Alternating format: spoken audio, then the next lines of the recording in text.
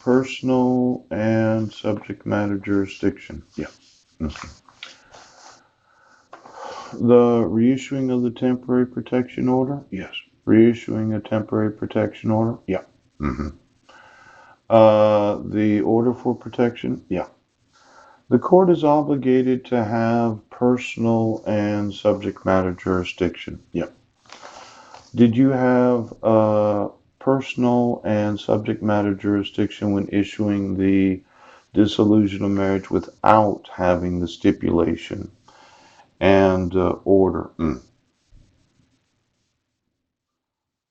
Um, I don't see how you could. Yes. See, the actual dissolution of marriage was in the jurisdiction of Guam because of the arrest that took place. Yeah. And the obligation, yes, was that you would always, oh, look at Declaration of Jessica L. Hodges, yes. Were any of the documents of the dissolution of marriage, yes, actually able to be admitted to the court without subject matter and personal jurisdiction? Let's go ahead. You wanted to continue to enforce this? Yes. The parenting plan? The order for support? The residential time summary report? Well, the court record actually says that I didn't receive a copy of it. How do you have subject matter and personal jurisdiction when issuing a decree of dissolution of marriage? Yes. Without having proof of service. Now, these individuals in the employment of the county? Yeah.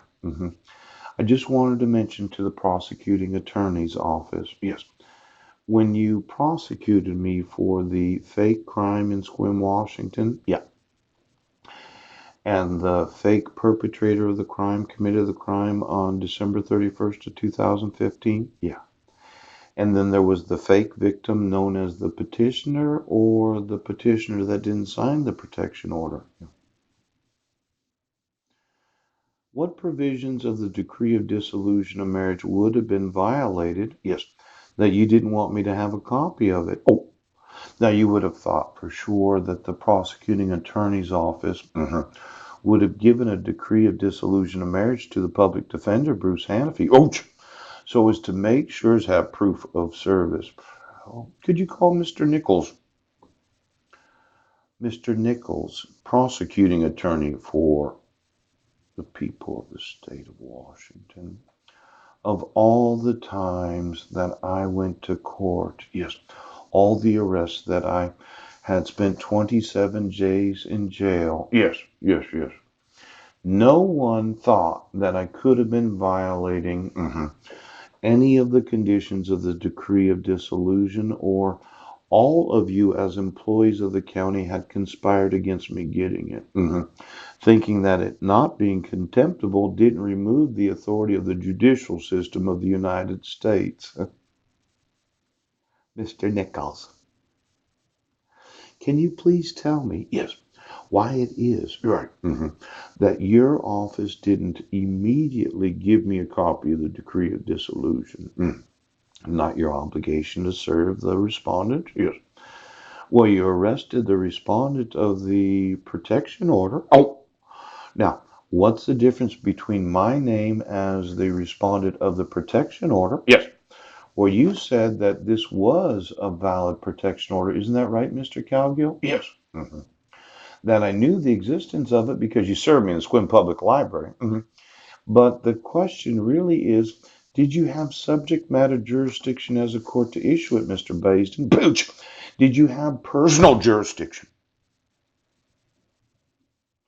See, the way that I'm seeing it, yes, is this court, the police departments right now, say, well, we have jurisdiction. See, it says here, a jurisdiction over the parties.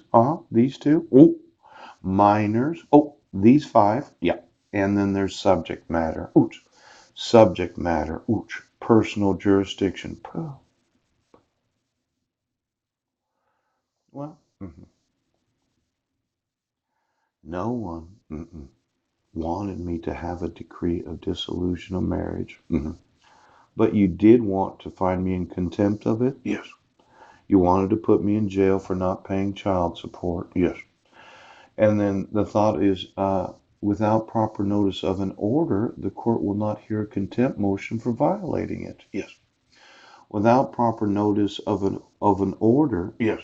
Respondent was received actual notice. Yes. Proper notice of an order. Yes. Now, what happens when you violate the restraint provisions of a protection order? Yes. You're in contempt of the notice. No, you're in contempt of the order. Why don't I go ahead and sue you, Mr. Nichols? Does that upset you? Why don't I sue the public defender's office for not requiring me to be served? Yes. A decree of dissolution of marriage. Yes. Why don't I sue the prosecuting attorneys of Jefferson County right now? Why don't I sue Judge Landis? Yes. For not asking herself, yeah, well, is there any possibility that you violated the conditions of the decree of dissolution of marriage? Now, you would think that when I told the judge, yes, I did not get any actual notice of the hearing. Oh. And then the petitioner did not actually sign the protection order. Yes. But this says proper notice of an order. The court will not hear a contempt motion for violating it. Now, you have defined in state law that's what's known as violating the restraint provisions. Yes. Yes, yes. Traffic citation 26.50.110.1. Yes. But why isn't it a contempt of court for violating a court order?